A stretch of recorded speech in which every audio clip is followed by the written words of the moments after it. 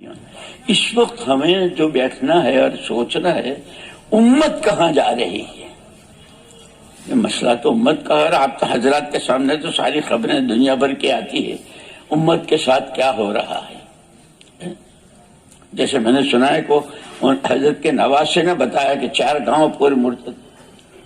اور یہ مجھے یاد ہے ہمارے رائے گنج میں وہ حاجی عبد الوہاب صاحب ہوتے تھے نا رائے گنج میں پاکستان، انہوں نے مجھے خط بھیجا تھا مولانا الیاس صاحب رحمۃ اللہ علیہ کا. میں پڑھ رہا تھا تو یہ پنجاب جب مرتد ہوا تھا پورا ہی پنجاب وہ ہو گیا تھا، گاؤں کے گاؤں علاقے کے علاقے. اس وقت مولانا محمد الیاس صاحب رحمۃ اللہ علیہ بالکل مایوس ہو گئے تھے کہ امت تو ہاتھ سے گئی، اب یہاں ہمارا تو یہاں رہنا، ہم تو امت ہی کی وجہ سے تھے. جیسے حضرت مدنی رحمت اللہ علیہ کو ان کے بھائی بڑے بھائی جو مدینہ منورہ میں تھے اور تقریباً 1/3 مدینے کے مالک تھے اس وقت میں زمینوں کے اور اس کے اعتبار سے، بار بار لکھتے رہے اختلافات ارتداد اور یہ سارا. تو حضرت مدنی رحمت اللہ علیہ ہم تو جہاں امت ہے وہاں ہے ان کی وجہ سے. تو مولانا الیاس صاحب رحمۃ اللہ علیہ یہ سوچ کر کے کہ جب امت نہیں رہی تو کیا کریں، ہجرت کی نیت سے تشریف لے گئے تھے. وہ خط میرے سامنے تھا. ہجرت کی نیت سے، لیکن بے چینی بہت تھی کہ آدمی کی جیب سے 5 روپے کا نوٹ گر جائے تو صبح سے شام تک میرے پیسے تسبیح پڑھتا ہے.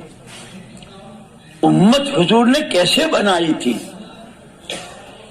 تمام قربانیاں آپ کی 23 سالہ آپ کے مجاہدے، پھر خلافت راشدہ اور ان کی قربانیاں، ان کے مجاہدے، انصار و مہاجرین اور سارا، اس سے امت بنی تھی.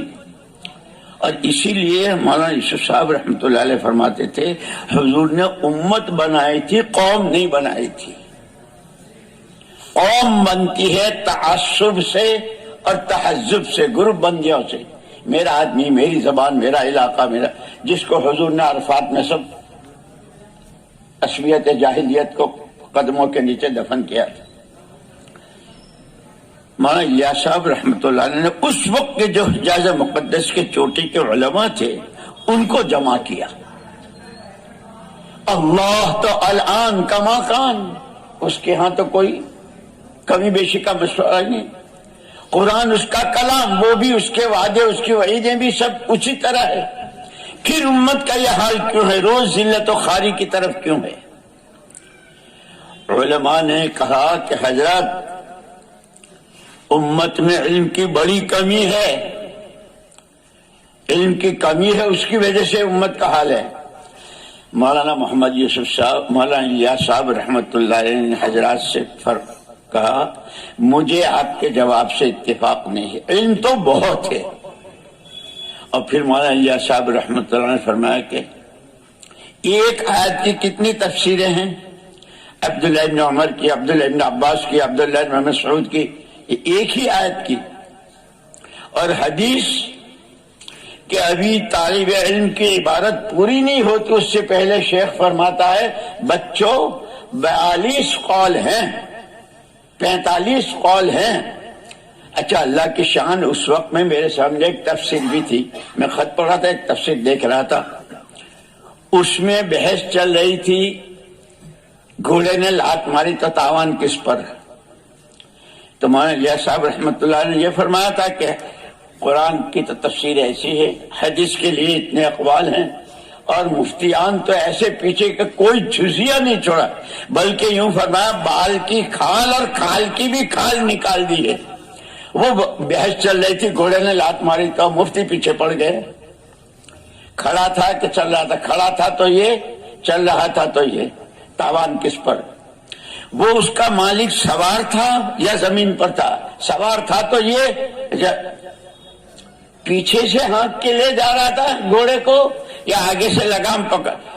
مجھے ہنسی آگے پڑھتے پڑھا کہاں لات ماری تو نے، اس کی حالت خراب کر دی. یہ سارے مفتی پیچھے پڑ گئے.